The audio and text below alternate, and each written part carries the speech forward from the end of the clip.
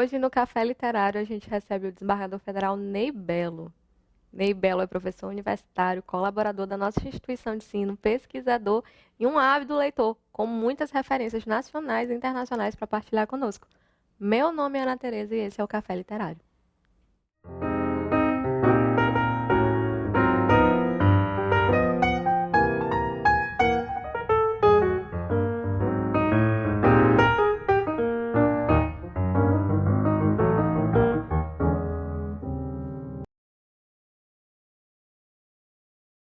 Professor, seja muito bem-vindo. Muito obrigada pelo seu aceite. Um prazer lhe receber Muito aqui. obrigado, Ana. Eu que fico muito feliz. Professor, me fale um pouco a respeito das suas experiências literárias. O senhor sempre gostou de ler? Sempre foi um hábito que o senhor cultivou? Bom, ler, Ana, sempre foi para mim uma parcela da vida, uma parcela muito plena da vida durante muito tempo, e eu diria que até hoje eu sempre tive uma agenda de leituras muito grande, de diversos assuntos, de diversos volumes. A literatura acabou se tornando uma espécie de plano B da vida, de lado B, e que muitas das vezes é o lado A, e portanto eu te diria que há uma dedicação muito intensa à atividade. O senhor entende a literatura como um gosto que se constrói, um hábito, ou de fato o senhor acha que a pessoa nasce leitor? Não, eu acho que é uma construção decorrente das hipóteses de divertimento que você tem na infância, do seu acesso a livros durante a mais tenra idade e a construção de todo o imaginário a partir do hábito da leitura. Eu diria que é um misto de hábito, no sentido de que as pessoas se acostumam a ler, quanto de espaço de prazer, onde cada vez mais a felicidade do ato da leitura vai se construindo. O senhor recebeu esses estímulos na infância? O senhor foi estimulado nesse sentido desde Sem muito dúvida, novo? sem dúvida. O meu pai lia até manual de geladeira, 3, 4, 5 livros ao mesmo tempo, sempre. Eu me acostumei com isso desde criança. Minha mãe era professora universitária e lia muito também. A gente sempre teve uma biblioteca com acesso liberado para todos em casa. Isso é uma coisa que se construiu desde cedo na vida da gente. O senhor tem na memória afetiva assim, um primeiro livro, uma primeira leitura que lhe marcou mais? Tenho. Na época eu nem lia. A minha mãe leu para mim Oliver Twist. Quando eu era pequeno, eu devia ter uns 5 anos, acho que eu estava começando a ler ainda. Eu deitava com a minha mãe e ela lia. Ela leu o Oliver Twist para mim, leu o Capitão Fracasso para mim. Acho, salvo engano de memória, e bom, a gente está falando de 50 anos atrás, né? Acho que ela leu também um grande clássico de Robert Louis Stevenson, que é A Ilha do Tesouro, que eu li posteriormente.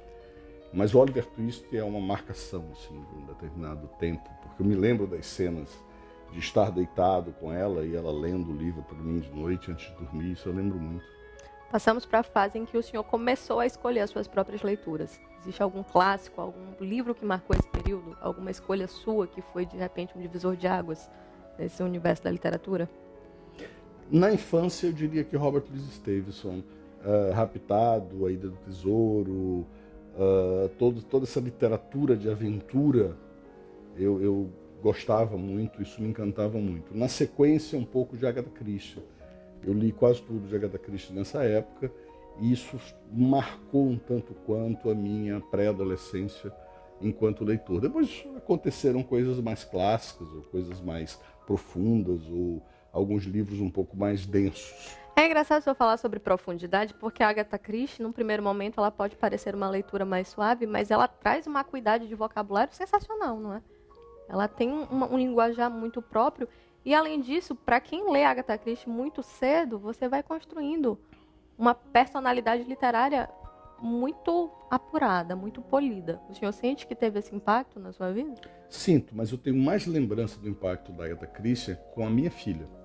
Minha filha leu Agatha Christie aos 6 anos de idade, 6, 7 anos, e eu me lembro da minha avó reclamando, disse, minha filha, você precisa ler coisas mais contemporâneas para você, coisas mais para a sua idade. Vou ter que lhe interromper, ela leu a Agatha Christie com 7 anos. 6, 7 anos.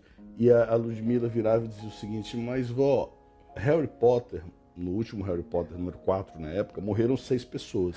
A Agatha Christie morre um no começo do livro, a gente passa o livro todinho para descobrir quem matou. Um raciocínio muito inteligente, faz muito sentido. É uma lógica bastante evidente, né? E ela tem livros, mas tem livros, por exemplo, A Casa Torta, que já entra numa questão de maldade humana que de repente não é a ideal para. Não é. Mas a primeira fase dela, Morte no Nilo, e não Assassinato restou no nenhum. Expresso- Assassinato no no Expresso do Oriente. Oriente. Tem 2 filmagens maravilhosas para o cinema. Uma muito recente, Nemesis, né? todos, muito recente. Ah, não, perdão, Morte no Nilo, que foi Morte no regravado. Nilo é desse ano. Então tudo isso cria uma certa aura interessante. Depois a gente leu A Cena do Pan, que agora virou série da Netflix, eu creio. Também é uma escrita muito interessante, porque é o mesmo problema da descoberta das coisas vista por um outro lado. Aí eu fui para assistir Arthur Conan Doyle, Sherlock Holmes, a historiografia do Sherlock Holmes, que é deliciosa. E aí as coisas vão se abrindo e todo o universo começa a aparecer para você. A leitura é algo fantástico. Vamos passar para as literaturas mais recentes, essas leituras mais novas? O professor Ney me deu um acervo bem grande, inclusive, das últimas leituras, acho que, nossa, mais de 60. E aí eu percebi que existe um autor latino-americano que tem despontado assim como um dos mais famosos da atualidade, que é o Pedro Mairal. O senhor leu recentemente Uma Noite com Sabrina Love e A Uruguaia. Quais foram as suas impressões a respeito desses livros e por que o senhor escolheu para ler? Eu tenho um apego muito grande à literatura portenha, à literatura argentina. Então, sempre procuro dar uma olhada em quem são os finalistas do prêmio Alfaguara, prêmio Clarim, prêmio Jornal de Buenos Aires, prêmio Casa Jorge Luis Borges, e sempre procuro e acabo conseguindo, ou tanto no espanhol ou no português. E o Pedro Mairal, ele ganhou um desses prêmios com Uma Noite com Sabrina Love, que é um romance divertidíssimo, e depois eu procurei o segundo dele, que foi A Uruguaia, e eu diria que o Mairal está ali entre os bons ficcionistas argentinos dessa década. Novo, mas uma obra bastante sólida. Assim como o Saccheri também, que ficou conhecido por conta do segundo livro dele, que deu origem ao Segredo dos Teus Olhos, que é um filme que ganhou o Oscar de melhor filme estrangeiro com o Darín. É um excelente romancista também. Existe todo um cultivo à literatura em Buenos Aires que merece visita. Eu gosto muito da literatura argentina, mergulho muito nisso, eu procuro muito autores que tenham despontado de alguma forma.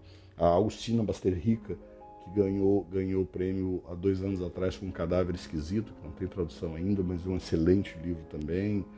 Mariana Henriquez, que ganhou o título de melhor livro de contos, o prêmio de melhor livro de contos, Coisas que Perdemos do Fogo, que é excelente também. Uma série de outros argentinos que a gente vai puxando e consegue. O senhor, descobrir. normalmente, o senhor segue alguma indicação, algum perfil literário? Como é que o senhor faz para escolher a obra que o senhor vai ler no momento? Geralmente eu procuro os catálogos dos prêmios de literatura no mundo afora. E vamos atrás do que deu no Pulitzer, o que deu no Jabuti, o que deu no Clarim, no Alfaguara, no Astúrias, Príncipe de Astúrias, Oceanos. E aí a gente sai compondo para saber quem é que tem publicado com alguma qualidade nos últimos tempos. Isso para fazer escolhas de literatura moderna. E quando nós fazemos a moderna, que eu digo, é contemporânea, nos tempos que correm. E em algum momento a gente sempre assiste uma conferência, uma palestra, uma aula sobre literatura contemporânea e acaba pegando dicas e coisas interessantes que se produzem normalmente. Porque existe um certo fetiche que bom é ler os clássicos. Bom, mas o que é um clássico? O clássico é alguma coisa que em algum momento da vida foi contemporâneo, foi escrito. Então esse conceito de clássico é um conceito estranho. O Ítalo Calvino dizia que clássico é aquele livro que a gente tem vergonha de dizer que nunca leu. Então você está sempre relendo os clássicos, revisitando os clássicos, porque você tem vergonha de dizer que nunca leu Thomas Mann, dizer que nunca leu Ulisses, de James Joyce, que você nunca leu, enfim, tantos o Irmãos Karamazov, Crime e Castigo, Almas Mortas do Gogol, Em Busca do Tempo Perdido do Proust. Então, se você não leu isso, você diz, eu estou relendo um clássico. Esse texto do Ítalo Calvino é muito bom. Se você não leu literatura russa, para alguns intelectuais, você não pode ser considerado nenhum leitor muito apurado, né? E não funciona assim. Existe, enfim, uma gama de escritores. Na verdade, o clássico é aquele livro que ele consegue romper as intempéries do tempo. Um livro que envelhece bem. E aí, nesse sentido, a gente não sabe se a Uruguaia vai virar um clássico, mas é bom você ter esse contato com o que está acontecendo agora no mundo. E aí a gente passa para um segundo livro que a gente escolheu falar sobre aqui no Café Literário, que é sobre Os Ossos dos Mortos, que ganhou o Nobel de Literatura em 2019. Um livro controverso. Por que o senhor gostou desse livro?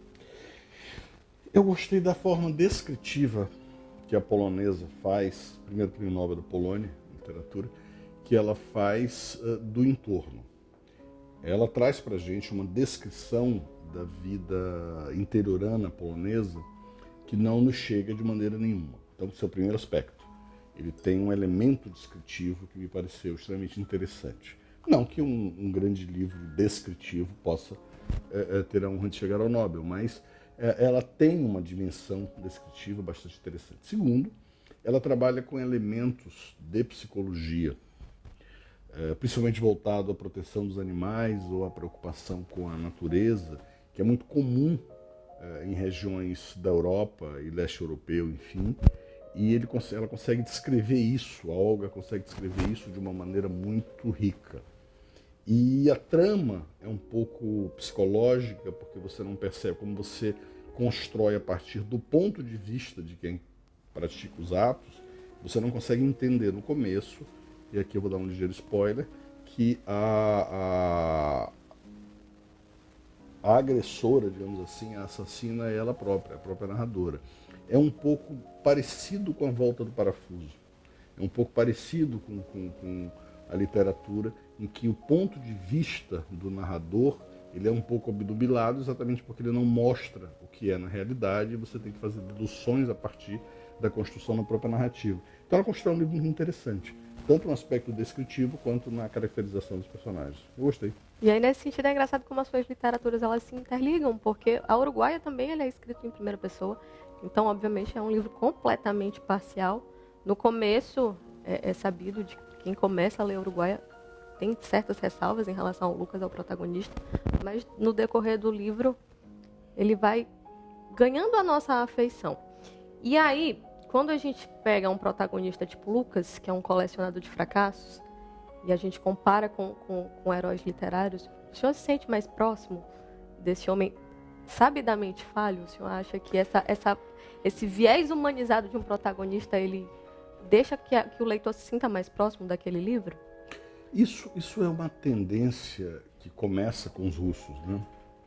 Crime e Castigo é um pouco assim. É quando eu crio a ideia de um protagonista, do Raskolnikov, que é um assassino ou que tem nele todas as angústias e todas as mazelas da própria humanidade.